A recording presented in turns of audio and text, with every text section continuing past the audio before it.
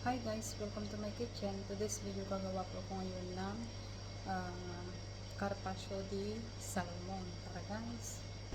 Ito po yung mga ingredients. Meron tayong fresh na salmon, lemon, at saka yung spring onion,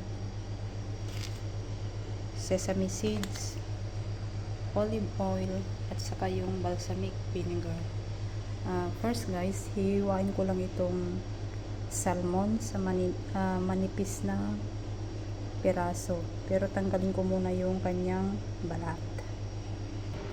Ayan na guys, natanggal ko na yung balat. Ngayon hihiwain ko na siya ng maninipis.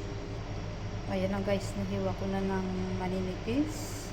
Ayan, at saka po ayan, i-arrange ko na guys dito sa plato.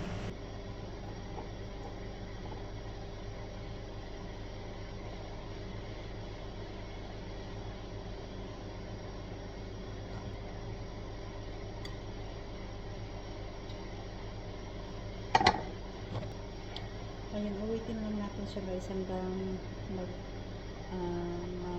malagyan lahat ng plato. Ayan, ito na guys. At ngayon, gagawa ako ng flour gamit din ng salmon.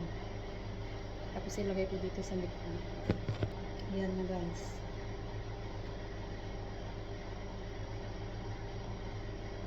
And then maglagay ako ng lemon.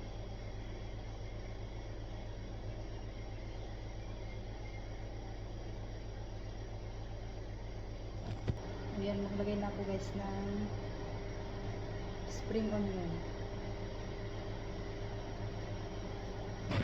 At saka yung olive oil.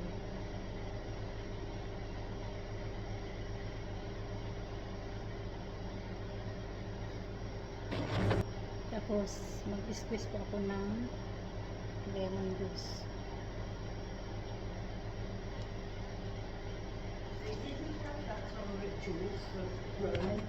Maglagay na ako ng balsamic vinegar. Ayan.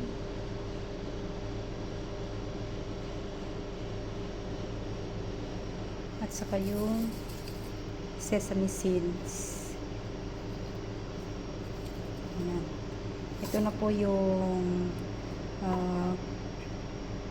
carpaccio di salmon. Sana po nagustuhan ninyo. Thanks for watching. Bye bye, and don't forget to subscribe.